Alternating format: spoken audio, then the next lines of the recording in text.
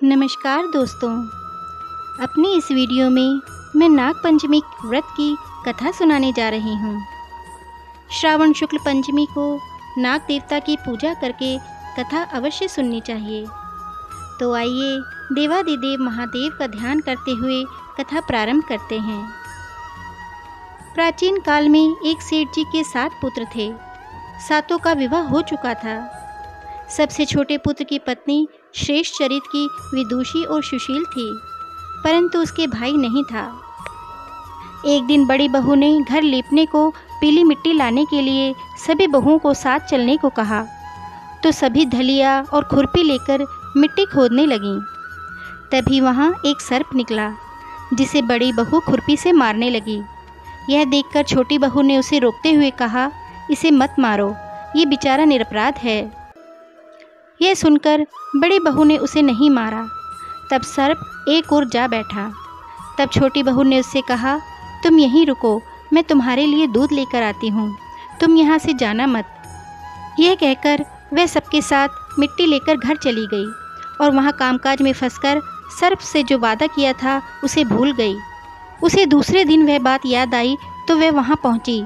उसने देखा सर्प उसी स्थान पर बैठा है। उसने सर्प से कहा, भैया मुझे माफ़ कर दो, घर के काम में उलझकर मैं अपना वादा भूल गई थी। ये सुनकर सर्प का क्रोध समाप्त हो गया। सर्प ने कहा, तुमने मुझे भाई कहा है, तुम आज से मेरी बहन हुई और मैं तुम्हारा भाई हुआ। तुम्हें जो मांगना हो मांग लो।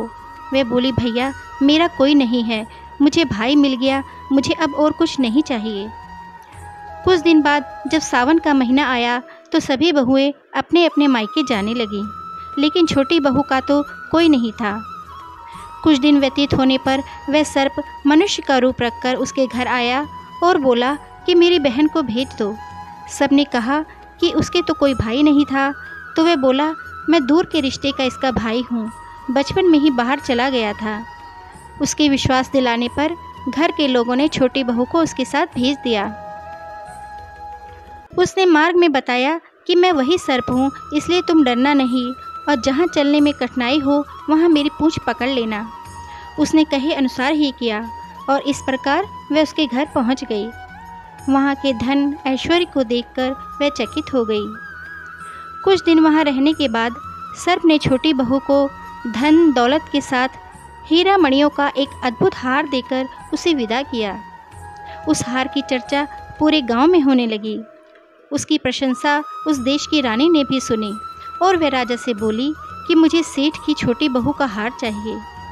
राजा ने मंत्री को हुक्म दिया कि उससे वह हार लेकर शीघ्र उपस्थित हो। मंत्री ने सेठ जी से जाकर कहा कि महारानी जी छोटी बहू का हार पहनेंगी, वह उससे लेकर मुझे दे दो। सेठ जी ने डर के कारण छोटी बहू से हार मंगाकर दे दिया। लेकिन जैसे ही रानी ने हार पहना वैसे ही वह सर्प बन गया। यह देखकर रानी चीख पड़ी और रोने लगी। यह देखकर राजा ने सेठ के पास खबर भेजी कि छोटी बहू को तुरंत भेजो। सेठ जी डर गए कि राजा न जाने क्या करेगा। वे स्वयं छोटी बहू को साथ लेकर उपस्थित हुए। राजा ने छोटी बहू से पूछा, तूने क्या जादू किया है, मैं तुझे दंड दूंगा। छोटी बहू बोली, राजन धृष्टता क्षमा कीजिए, ये हार ऐसा ही है कि मेरे गले में हीरो और मणियों का रहता है और दूसरे के गले में सर्प बन जाता है। यह सुनकर राजा ने वह सर्प बना हार उसे देकर कहा, अभी पहन कर दिखाओ। छोटी बहू ने जैसे ही उसे पहना वैसे ही वो हीरो और मणियों का हो गया। यह देखकर राजा को उसकी बात का विश्वास हो गया और उसने प्रसन्न होकर उसे बहुत सी मुद्राएं भी पुरस्कार में दे दी। छोटी अपने हार और धन सहित घर लौट आई।